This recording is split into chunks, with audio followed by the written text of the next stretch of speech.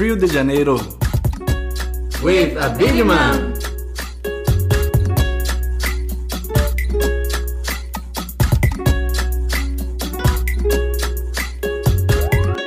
Ladies and gentlemen, welcome to Rio de Janeiro. This is a bit imam. It's a fantastic feeling when someone that you've personally known from a young age has gone on to achieve success in a chosen field. Our guest, Sean Terry, has done exactly that. Sean is an international cricketer who has played for Ireland. He's also played for Hampshire at county level, featured for England in a test match, and played for the Perth Scorchers in the Big Bash League. Sean and I played cricket together for some years as juniors, and he always had this undeniable talent, and I'm so proud that he kicked on his career showing great application. His cricket journey, which you'll get to hear about, is fascinating. Sean was good enough to explore a number of highly relevant themes, such as mental health. He's achieved quite a bit in the game already. You can tell he's still got places to go and more contributions to make. Please enjoy this chat with Sean Terry. Sean Terry, it's an absolute pleasure to have you join me in the studio, and I'm really excited. I've been really looking forward to this interview because we can talk about our childhood and getting to know each other on the cricket field. And walking or driving into the studio today, I was thinking it's just crazy that these decades have passed by and you've gone on to play international cricket and achieve so much in the game. So I really want to, maybe let's start by talking about how we got to know each other and what your memories are. Yeah, no, well, first of all, mate, thanks for having me. I've been equally as excited. I know it's probably not good from both of us that we probably haven't spent a bit more time together and caught up, but no, I'm looking forward to having a chat. My memories, we were attached. We were sort of always walking around at Tompkins Park and playing cricket and playing sport. I think we both share that love for sport and obviously a bit of club cricket and it's amazing how the time's passed. But no, we had a great friendship and it's great to be here today. We started at Ardross Junior Cricket Club, which is not far from where we are right now, and you gave me a nickname of Sir Catch-a-Lot, which I still remember to this day. You were always a very talented batsman from what I remember, and you could see the signs of a cricketer who was going to go on to great things. What do you remember of, or what do you think about those junior days and how that really helped you to embed your talents and get started?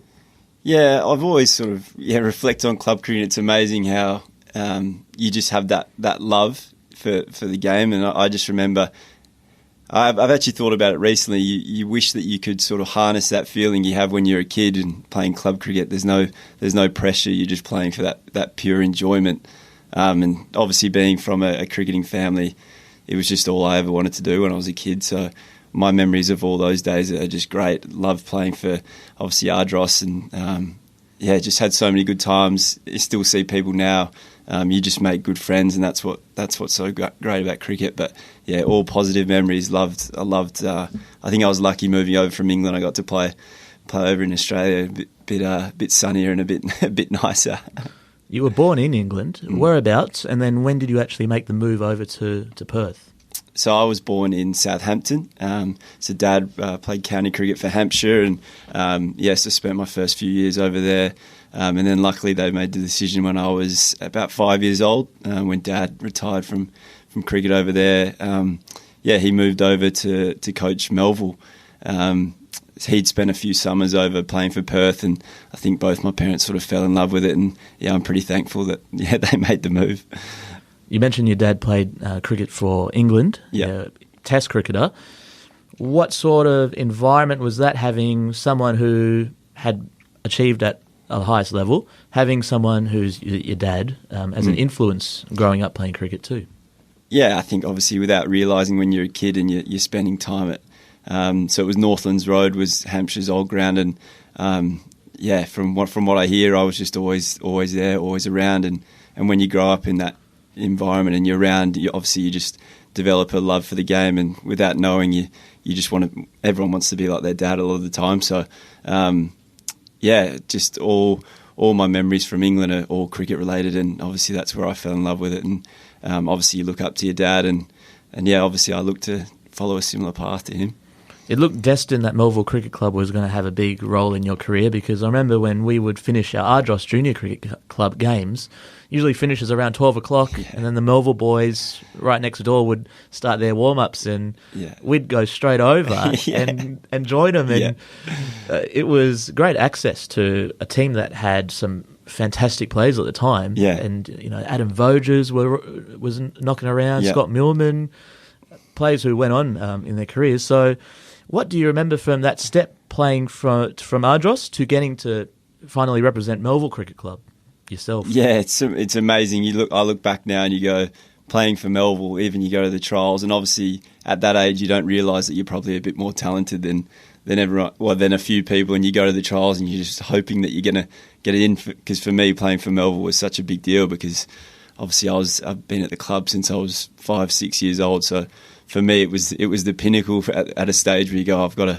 to do it. I've been around all these guys. I've got to play for Melville. So it's funny that it's played such a huge role. And some of the cricketers, as you say, that we got to sort of be around and learn off with. You look up to him, and that's why I probably take my role at Melville pretty seriously now. We were pretty cheeky, weren't we? We would go and sneak into the change rooms when the Melville boys were fielding and have a go with Scott Millman's bat. And if he's listening to this now, we'll say sorry. But when you look back on it, like Sean Gillies, Dimitri Mascarenhas, who made his name hitting all those sixes against India, the calibre of the Melville cricket team at that time, so many guys went on to international, and then we always looked forward to the likes of Mike Hussey or Dustin Langer coming to visit Tompkins Park and seeing those plays up close. Brad Hogg, just really, really good memories for me, because I never went on to elite cricket. When we probably lost contact was when you made that move over to England as a teenager. Or walk us through those steps for you. So obviously cricket for me just obviously developed, and I probably always had that dream to play for Hampshire, and growing up in Perth and the environment, the WACA environment, that was never a popular thing. So it was just always something I wanted to do. So I developed, obviously I played a lot for my school here. I went to Aquinas College, and obviously just cricket kept getting more serious, and after I finished school I did what a lot of young Aussies do, and I went and played a season in Liverpool. It seems like so long ago now. Just to do, it was just what you were meant to do. So I went and did that, and then actually developed. So the next year I went back and spent a summer with the MCC Young Cricketers. Basically, it's for the old school people, it would be the Lord's ground staff. So you basically live around Lord's, play a bit of cricket, help during the test match with the covers and whatnot. And I absolutely loved that 6 months, and it actually just eventuated that. So you would play against the second 11 teams from the other counties, and I went down to Hampshire and we played a 2020, and I ended up getting a few runs, and I think the chairman at the time was good. Well, it's still the chairman, Rod Bransgrove. He's good friends with Dad, and I think as soon as he saw me get some runs, it was his excuse to get me signed and get me on board. So from there I ended up living the dream, I guess, and signing my first contract with Hampshire.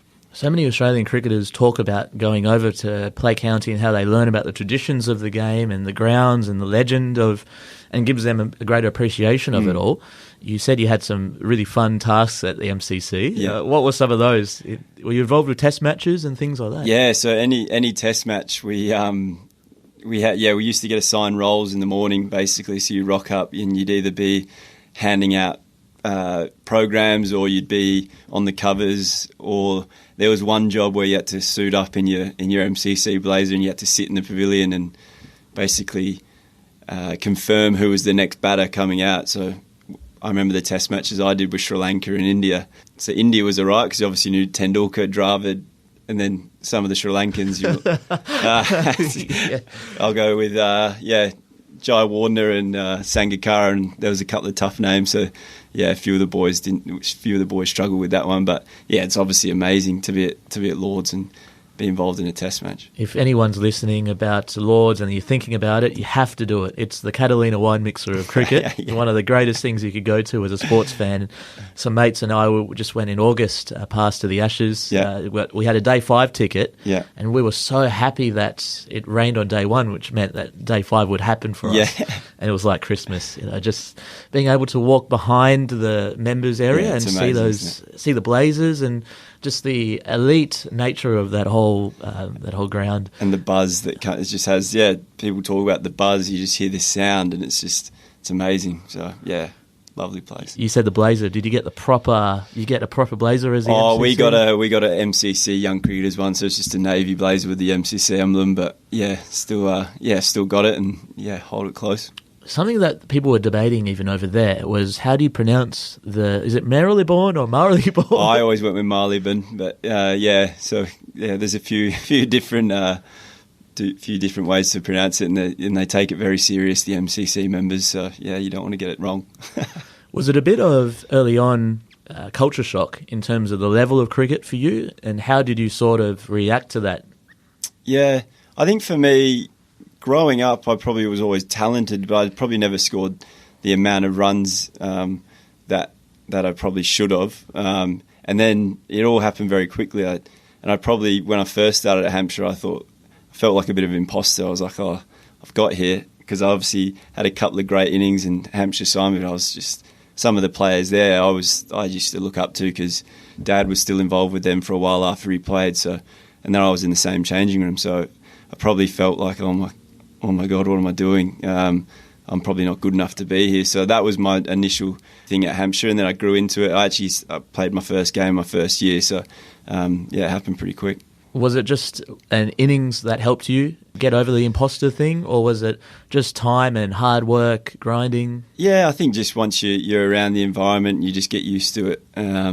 Get a few runs, that always helps. And I remember my first class debut was against a uni. So over there they have it's a dubious subject, but so first class universities over there, so there's Loughborough and Durham, and they have first class status. So that was my first class debut, and I got 50 odd, and I guess just to do that, helped out a bit. But it was always a battle, because we had such great players when I was there. So county cricket as opposed to Sheffield Shield, what are the differences? I guess over in Australia they probably don't think that county cricket is as strong, and I guess they have an argument when you look at some sides, probably in Division 2 over in England. But I got to play with Kadich, Neil McKenzie from South Africa. There's some top international players, and I think you look at some of the county cricketers coming through to play for England now. The standard is high, particularly if you're in that Division 1. So no, I think it's great cricket, and it's obviously the county grind, they call it. So you're always on the bus, you're always travelling, you're always playing. So, and I love that fact about that, because it's just different to here, where you might not bat for 3 weeks, whereas in England you're just always learning, because you're always just playing all the time. So there's a lot of differences to it, but I think they both have their own challenges. It's obviously much different conditions and whatnot. And so the home ground for Hampshire is the Rose Bowl, a great venue. They've had quite a few test matches and the like. And you got the opportunity to actually field in a test match for England. How did that materialise? So, basically they just, the home county, which Hampshire, where it was the England-India test, they have to just provide three fielders, and I was one of them. And then, basically you're just around the England team for 5 days, and they put you through a serious warm-up, and I obviously performed a bit better than the other two in the warm-up, so they make you the number one fielder if something happens. And I thought, I might get an over here or there. But I remember sitting there in the morning, can't remember day 2 or day 3, and one of the Indian players nicked one and hit Ian Bell on the end of the finger, and he didn't look in a good way, and I went, oh no. So I ended up spending the whole day out there, and it was the most exhausting experience of my life. But I ended up, after tea, one went up from Ajinkya Rahane and in the sky, and it was probably one of the most nervous moments of my life, but I managed to cling on to it. So I took a catch for England, which was a bit funny, and I remember for a day or two my phone was going off the hook. How did the England dressing room respond to a guy with an Aussie accent? I try to keep it nice and subtle, but it's funny because through Dad, I I knew a few of them. Alistair Cook actually came over when he was a young guy and trained with Dad, so he was the captain at the time. And it's actually funny, Sam Robson, who's an Australian that's played for England, it was actually a good friend of one of my good friends, so we'd actually been out a couple of times, and so it was funny. He was at short leg and sort of relaxing me a bit. He was talking about Melville, and yeah, it was funny. So yeah, I had a couple of people to relax me. Can you imagine that you're playing against India in a test match in England, and the, next to you is a bloke talking about Melville Cricket Club? Yeah, it was crazy. So he was going, "Come on, the Stormers," and all this. So it was pretty funny. What made it so exhausting? I think the fact of, first of all, you're playing against India, so it was packed. Millions are watching, and as a 12th man, if you take a catch, people will think, "Oh, that's pretty cool for a day," but if you drop one, that's staying with you for a long time. So I think just that pressure of not a lot to gain and a whole lot to lose was it was a crazy experience. I remember going home that night to my house in Southampton, and I was absolutely buggered. It was funny. That was your first taste of international cricket. From that moment, was there still the hope of playing for England, or was it now other avenues? Yeah, no, I think that was always the dream. And then, when you're involved in county cricket, things can happen very quick. So I remember always writing down when I used to go over that I wanted to get in the first team, and then you obviously want to play for the England Lions, which is the A team, and then. I knew if I was able to click things together that if you're not going to do that, then there's no point in playing. So yeah, definitely at that stage I still thought, you're never far away if you put a few innings together. But yeah, it's funny how it all turned out. You moved to Ireland to increase the opportunities of playing for Ireland? There's a few reasons. So county cricket and Hampshire, a few things happened where it just wasn't quite working out for me, and I definitely needed a change. So the Irish route came up. Always something that I'd always sort of considered because it was there, but it just never worked out with county cricket. And I thought, it's a good time to head over to Dublin and see if I can get in the side. For the listener, the background there is your mum's Irish. Yeah, mum's from Dublin. Yeah. So you're bubbling off to Dublin. Yeah. And what's the cricket scene like in Dublin? It's going into it, I literally didn't know what to expect. I guess you look at Ireland, you go, cricket's not a big deal. It's not. They'll be wanting to play Gaelic football or hurling, and I went over there, and it's funny. The cricket community is small, but it's a very intense environment. It's very it's very cliquey, and they have a strong passion for the game, and that's where when I first went there, it gave me a bit of a shock. It's very like families play. So if a brother plays, a sister plays, the dad's played, it's just a very, it's passed down through the family and very close. Everyone knows each other. And then, there was this English Australian coming over to try and play for Ireland that, didn't go down too well at the start. They're very parochial over in Ireland. So what did you have to do to gain their trust? I mean, for the warm-up of the India versus England game, you had to do some pretty tough warming-up exercises. What sort of things did they put you through to see if your allegiances are Irish? Well, they definitely tested me out because I remember I got picked quite early to play for Ireland A, and that really didn't go down well, even with a lot of the guys that I was playing with. And it was a strange vibe, and I didn't start that well either. I couldn't score any runs. I was going, oh God, and then ended up scoring a few runs, and people started to go, oh, he can play. And they I think eventually they saw I wasn't a bad guy and that I was really committed to playing for Ireland. I didn't take it lightly or think I was just going to walk in. And knowing a bit about my family history, when I'd spoke to a few people, knowing how strong my Irish roots were, you get sometimes, I think they'd had a few guys whose grandmothers, whatever, this crazy link, and they've managed to qualify. And but my Irish roots are pretty strong. Mum's one of 7 kids, and they're all still there. So I've got a very, very strong link to Dublin, and I think finally got a few allies. Was it a strategy of Irish cricket to look at players who have some allegiances from family roots, or were you one of one of the targeted players that they had that really wanted to move over, show commitment.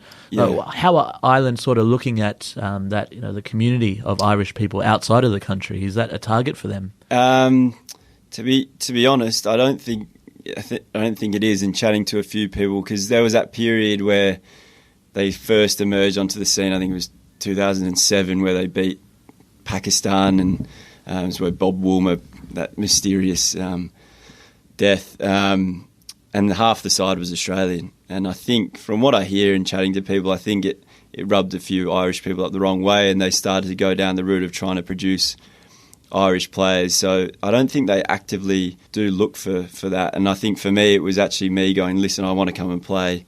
And they were big on the commitment piece of, well, we don't want another county cricketer that's going to fly in, fly out. If you want to come, then you come and immerse yourself in club cricket and show people that you're committed. And I tried my best to do that. But yeah, for them, it's going to be tough, because trying to produce international cricketers purely from playing cricket in Ireland is going to be a real challenge. And I think they'll really learn that in the next few years, from what I've seen of what's coming through. So yeah, maybe they will start sending out the emails to different countries.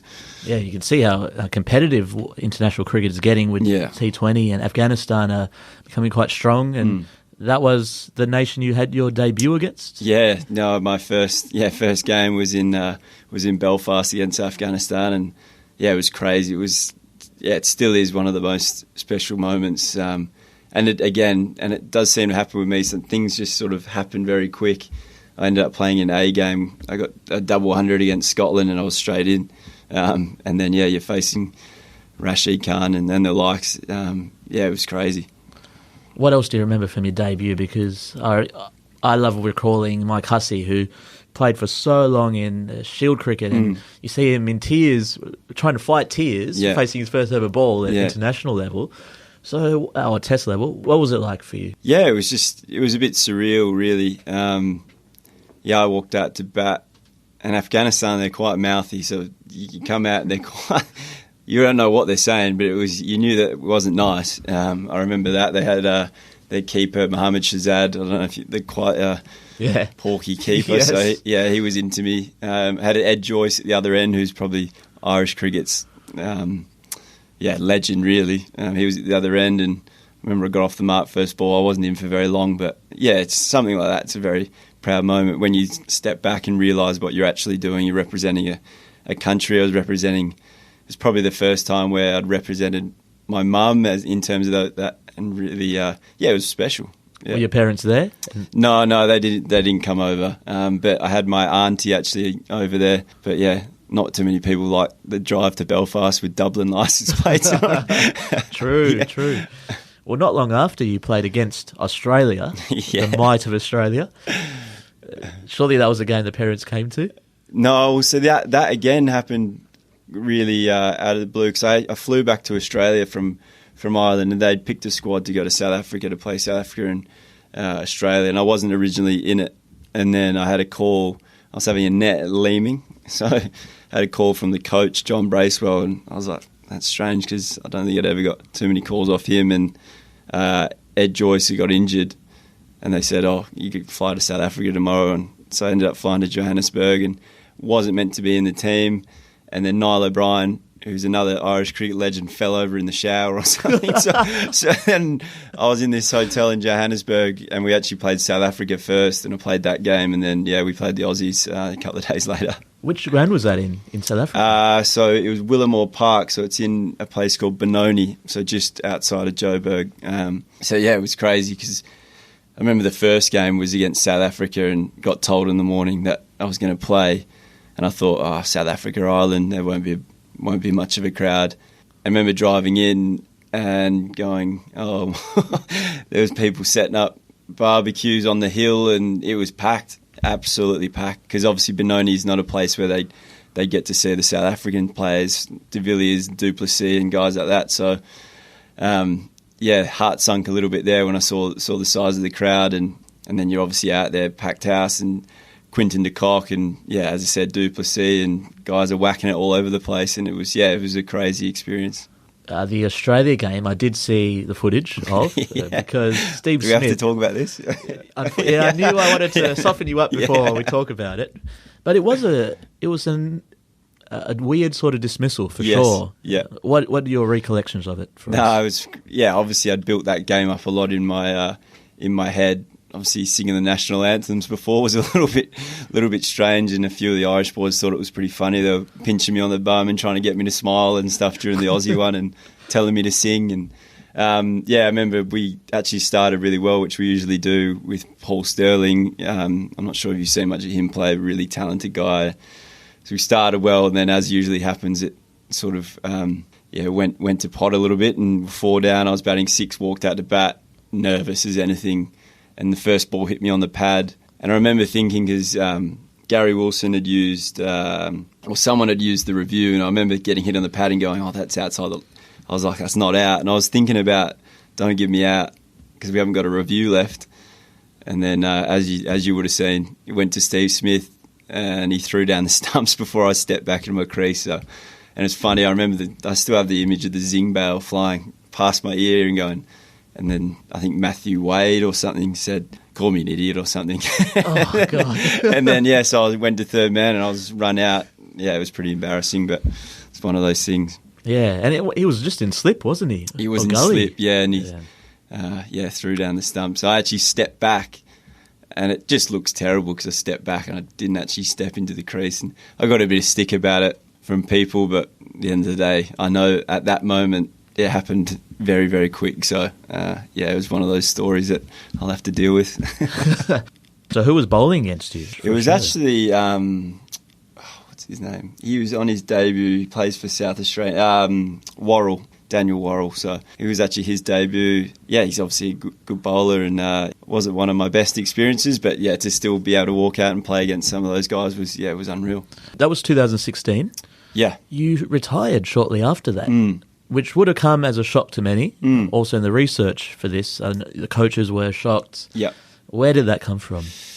I guess over the time, and it's probably an interesting topic to talk about, and something I probably had a few mental health struggles over the time, and had put things in place to try and deal with it. And I was probably always running away from it. That's why I went from Hampshire to Ireland, and I guess it got to a point where I was just over there, and I just wasn't enjoying my cricket. I knew I was playing games and just wasn't happy, and in the end just got a bit much. And I thought, there's no point carrying on like this if you're not enjoying it. And I think I realised that for me to get in a happier place and to make sure my mental health didn't deteriorate, I thought I'd need to be around family, and so I headed back to Perth. And it wasn't a great time in my life, because probably now you think, if I was in a better frame of mind, could I have dealt with it and played in test matches for Ireland? But I try not look at it like that, because I know that I was trying to make the best call for me, and being around my family and being back in Perth, which I'm loving. Because you were chasing the dream there, but you're away from something that's so important, which is friends and family. So that isolation would have been challenging. Yeah. You came back, and then you spent a few years out of the game. How long out were you? No, so I came back in June. It started end of June, I think, in 2018. And then I wasn't even sure if I was going to play for Melville. I wasn't. Yeah, as I said, mentally I just was a bit nowhere, and I thought. And then I got back to Perth, and I realised, if I'm not going to play for Melville, I'm not going to be doing a lot. So I said to Melville I'd play for them in the first grade, and then ended up they wanted to make me captain, and played that season in grade cricket, and it all, and sort of fell back in love with the game a bit, and just enjoyed playing there. And what were you able to achieve with Melville? So a lot of people wrote us off, and we did really well last year. We made the semi-final of the grade competition, and we won the Premier 2020, and ended up going to Adelaide for the inaugural Premier National 2020, which was great fun. And I really enjoyed that season, and it made me, and it was funny. I actually probably felt like I was batting the best I'd ever batted all of those years when it was your career, and as soon as it wasn't my career, it just felt a whole lot easier. Mate, you're still young. Yeah, yeah. You would have come back here as a revered figure with what's in your belt, the experience. How have you responded to leadership? Yeah, I've really, really enjoyed it. The guys call me Captain Grumpy a bit. I think that's because I'm dealing with a few young guys and we're going through a bit of a transition. But leadership's always something that I've enjoyed, and trying to help people and taking that focus away from myself. I think has helped my cricket and helped me enjoy it a lot more. Because when you're a professional, you're just thinking, I've got to get runs, I've got to do this, I've got to do that. But for me now, and I mean it with sincerity, is that I want Melville to do well, and I think that's just helping my game. Your game really did go up a notch because Adam Vogers, who we mentioned earlier, has become the coach of the West Australian setup, the men's setup, and you got the call up for the Scorchers in the Big Bash, in the big time. Yeah. And that must have been incredible. Yeah. How did that materialise in those moments walking out on Adelaide Oval for your first Big Bash game? Yeah, we talk about surreal experiences, and that really was, because for me, in my mind, it was literally cricket's done. I've got to find something else to do, and it probably eventuated from. So we played a semi-final for Melville against Claremont, and ended up just having one of those days where I just you wish they could come a bit more, and I got 100 into 2020. I think Cade Harvey, who's involved with, he was the assistant coach at the time. He's now, I think, director of cricket or director of performance, and he was there. And then it just went from there. It happened really quick. I played in the second 11, did well there. Kept doing well for Melville, and then went to training. Vogsy gave me a call and he said, "Come down to training." I was like, "Yeah, that'd be great." And Coulton Isle, Berendorfer bowling, hit him terribly. So I thought, "Oh, this is great." And then Vogsy just at the end of training said, "You're going to fly with us tomorrow to Adelaide." And it was just crazy. Got a bag full of Scorchers kit, and I remember going home just going, "What is going on?" And flew to Adelaide and played the game. So. Crazy. You're very good at that short-term packing, aren't you? Yeah.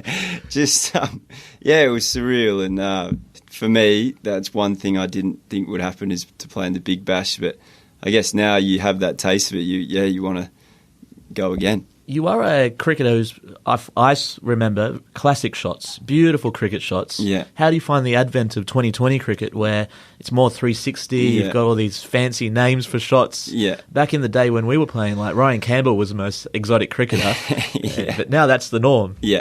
Yeah, some of the shots kids are playing where they're ramping it over their head, and definitely didn't come naturally to me, because Dad was quite a technical sort of guy, and as you say, I probably grew up trying to be technically very perfect, and I think it's one of those things, if you want to stay in the game now, you have to sort of branch out, and I've worked on it a lot and managed to sort of come up with a game now where I can't really hit it out miles out the park, but I try and do it my own way, and but what guys can do now and kids can do now is crazy.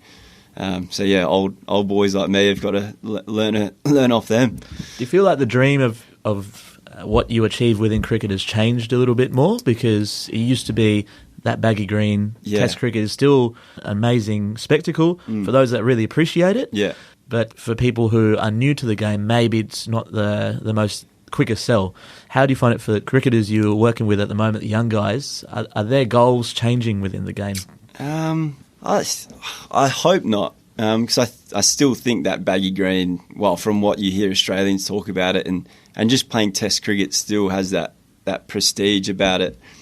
And I think people at the moment can still see that, for face value, that playing Test cricket just means that little bit more. But you have a point with all the franchises in 2020 and money and fireworks and music, and it's going to appeal to a lot of people. So it'll be interesting to see what it's like in 10, 15 years. But I think now young cricketers are still chasing that typical baggy green dream, should I say. I like that one, actually. We should use that, the baggy dream. Yeah, the baggy dream, I really hope that 2020 doesn't take over. But I'm a bit of a purist. If we can change tack a little bit back on what you said earlier, Is there something about cricket that is more mentally taxing on something like your mental health? Yeah, I guess for me it's been hard sort of listening to guys like obviously Maxie, who I played with at Hampshire. You see guys like Will Pekoski and I think Nick Maddison's, and it's really hard to hear because I know what that was like. And on the other hand, it's great to see them being embraced and people being encouraged to share. And it's amazing how quickly that attitude has come about, and so many people have done so much good work. Because I know that when I was struggling, you didn't feel comfortable doing that. You didn't feel comfortable talking about it, and it's great that those guys now are coming out and speaking out about it. But yeah, I think cricket is one of those games that is taxing on the mind. But I think there's people doing office jobs and everything that are struggling, and it's a horrible thing that some people have to deal with. But yeah, definitely playing in that high intensity social media world that we live in now, it's definitely not going to help guys that are struggling. You're probably a while away from thinking about it, but coaching in cricket, your dad is a phenomenal coach, and he, behind the scenes, has brought over guys like Alistair Cook, you mentioned, James Vince. They've spent time here in Australia. What's that sort of? Has it inspired you in any way to think about that sort of thing later on down the track? For me, it'd probably be in terms of, I think that mental health side of things for me does really interest me, in terms of not coaching players to sweep it for six, or just to how to deal with it and how to actually enjoy playing and just try and get the best out of them, and just that for me culturally and trying to help guys enjoy the game is what I like to do. And I don't see myself sort of coaching, but I definitely see myself at Melville and trying to help as many young players as I can. It's funny, I always said to Dad I'd never coach, but now you obviously, when you realise that you can actually help people and be in the role I am at Melville, it's probably brought that out a bit, and we'll probably see where it goes. A few questions about, maybe fanboy questions about cricket. What was your favourite ground to play at? Lords. So I was lucky enough to play one first-class game there against Middlesex, and it was just loved every moment of it. So definitely Lords. You walked down the long room to bat. How did you go out there? So all I didn't want to do was get a first ball duck, and I remember I got 20 odd in the first innings, which I was happy with, and then was lucky enough I got a 50 in the second innings, so got a nice little photo of acknowledging the pavilion, which is quite cool. But it's just everything you hear about Lords is true. It's just amazing. Food's amazing, looks amazing. Just the feel, and obviously that was just a county game, so there was maybe a couple of thousand there, but it was just unreal. What do you get to eat there at Lords? Oh, it's like a 3-course meal, and I think twice I was not out at lunch, and I'd never really eat much at lunch, and I was just thinking, you get dessert and everything, and I was going, geez, I'm missing out here. But there's we hear all the cricketers talk about it. You get different choices and whatever you want. The best bowler you faced? Best bowler. It's funny because you play these guys in county cricket that if they played over here, they bowl 120 in little seamers, and there's plenty of them in county cricket. There was a guy, Glenn Chappell, who played for Lancashire, who probably should have played a lot more for England, but faced Stuart Broad once, and he's obviously top class. But luckily didn't have to face too many of the superstars too much. But and Rashid Khan's had my number, I think, 3 or 4 times, so he's probably up there. And it's nice to see everyone else struggle against him. When Stuart Broad is at the top of his run-up and you're about to face him, what are you thinking? It is hard because it's hard not to play the person, but you've just got to try and play the ball. And there's plenty of bowlers over the time where that has come in, especially when you are a fan of cricket and you grow up looking at these guys, and then you might be facing them or something. But I guess it goes back to the old cliches, watch the ball and all that. But it's like this year. I remember when I played for Ireland and Afghanistan played against each other a lot, and Rashid Khan. And then I remember when I went out to play for the Scorchers, I saw him come onto bowl and I went, I can't get away from this bloke, and he ended up getting me out again. But yeah, it's a privilege to play against those guys, and you've got to try and embrace it. What are you thinking about as well when you're batting at that level? Like, are you thinking about the game situation, or do you just try to block all that out and just be in that moment for that delivery? Yeah. What's the mind frame?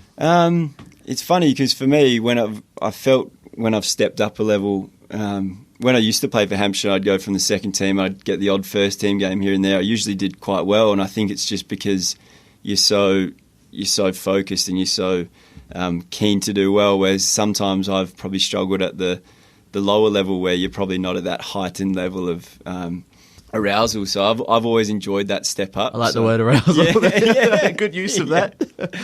Go back to my school days. But no, I think, I've always enjoyed that step up. But yeah, there's sometimes, particularly with guys like, say, I go to him again, someone like a Rashid Khan, where I've faced him a few times and gone, I just don't know how to play this bloke. But you'd like to think it's very rare that comes about. But I've been lucky enough to be in those situations where it's just, you're almost in awe of who you're facing. How do you prepare yourself for long innings, like batting stamina? What sort of exercises have you done before coaches have been able to impart that have made you be able to bat for a long time?